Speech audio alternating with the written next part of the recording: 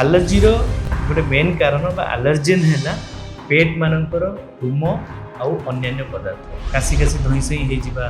एवं गोटे प्रकार हुइसिल मारला भाया साउंड आसवा कौटी की जाकि बुलिक आसला हठात लाल लाल होगी फलीगला कि खाइला फलीगला गोटे है स्किन एलर्जी गोटे है फूड एलर्जी गोटे है आलर्जिक राइनाइटिस लास्ट 5 वर्षर स्टडी भी कहूँ कि आलर्जी रोग छोट पिला क्षेत्र में बहुत बढ़ी।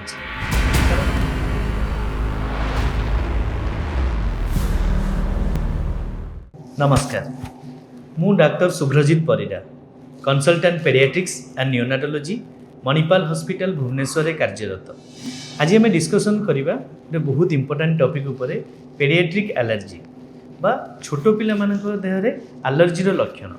नॉर्मली बहुत जन पेरेंट्स बा पितामाता पचारती सर आम छुआर आलर्जी होउची आ से आलर्जीर लक्षण बहुत भेराइटर हो पारे जमती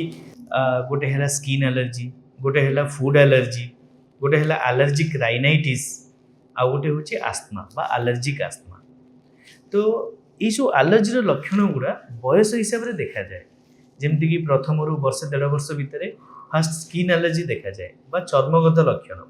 केमती जमती शीत दिने छुआर स्किन ड्राई हो लाल पड़ी बहुत कुंडे हवा गाल पूरा लाल पड़ा एमती पूरा फुटका फुटका भाया भी हो जाए। तो सीटा गोटे प्रकार आलर्जी हो पाए। यही जो आलर्जीर कारण बहुत प्रकार आलर्जेन हो पारती जमती घरे गोटे डस्ट माइट बा धूलीर गोटे पोक भाया थाए तो डस्ट माइट हो पाए जहाँ को आम हाउस डस्ट माइट कहू जोटा कि बहुत कमन। आउ गोटे है कॉकरोच कॉकरोच भी गोटे आलर्जीर मेन कारण।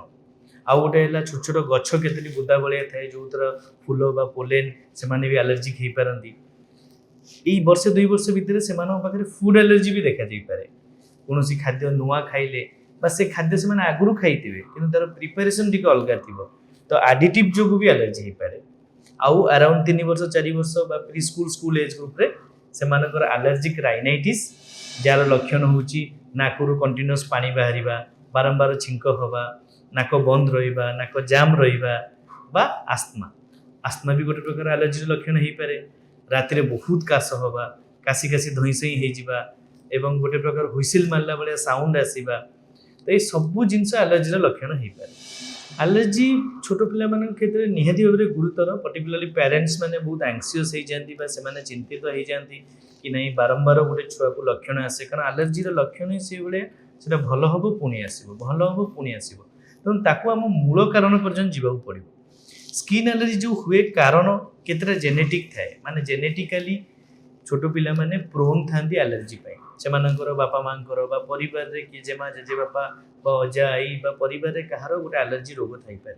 जमती कि जहाँ मुझे कहली स्किन एलर्जी हो कि फूड एलर्जी हो कि डस्ट एलर्जी हो जेकोसी जिनस को एलर्जी हो तो सहीटा गोटे मेन कारण हो पाए। ताकू छाड़ी विभिन्न प्रकार आउटसाइड एलर्जेन जमती कि पॉल्यूशन आजिकल पॉल्यूशन बहुत बढ़ी चली धूली धुआं बढ़ी चली तो लास्ट 5 वर्षर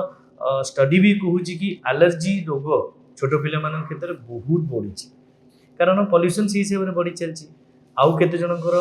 पोलेन बा गछलता प्रति एलर्जी थाए तो केते जन पिला मानकर से माने पर्टिकुलरली गोटे समय रे जाई खेलिकी आसला परे बा बुलिकी आसला परे बा गाँ को जाइकी आसला परे से पोलेन जो एलर्जी हुए आ सेटा सिवियर हो जाए।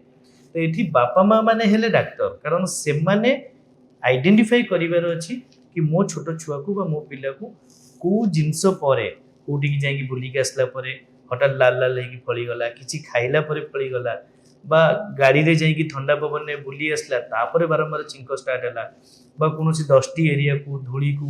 बाली रे खेलिला तापर से एलर्जी स्टार्ट है तो बापा माँ मैंने मार्क करवा दरकार।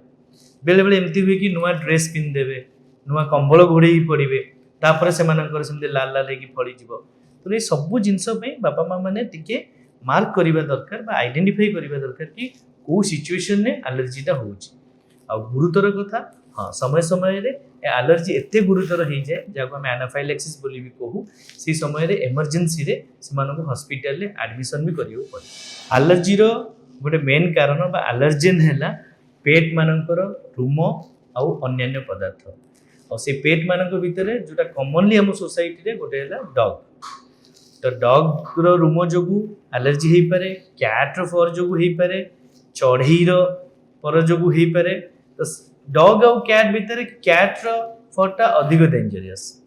ତେଣୁ ଆଇଡ଼ିଆଲି ଆମେ ସମସ୍ତଙ୍କୁ ତ ମନା କରିପାରିବାନି, କିନ୍ତୁ ଯଦି ଘରେ ଛୋଟ ପିଲାଟିଏ ଅଛି ଏବଂ ତାର ଆଲର୍ଜି ଅଛି ଏବଂ ସେ ଡକ୍ଟରଙ୍କୁ ଦେଖେଇଲା ପରେ ଏଇଟା କନଫର୍ମ ହେଇଛି କି ନାହିଁ ସେଟା ପେଟ୍ ଆନିମଲ୍ ବା ଆମେ ଯେଉଁ ପଶୁପାଳନ କରୁଛେ ଘରେ ଯେଉଁ ପଶୁ ଅଛନ୍ତି ତାଙ୍କର ରୁମ ଯୋଗୁଁ ହୋଇଛି, ଯଦି କନଫର୍ମ ହେଲା ତାହେଲେ ତ ଆମକୁ ନିହାତି ଭାବରେ ଆଭଏଡ୍ କରିବା ଦରକାର।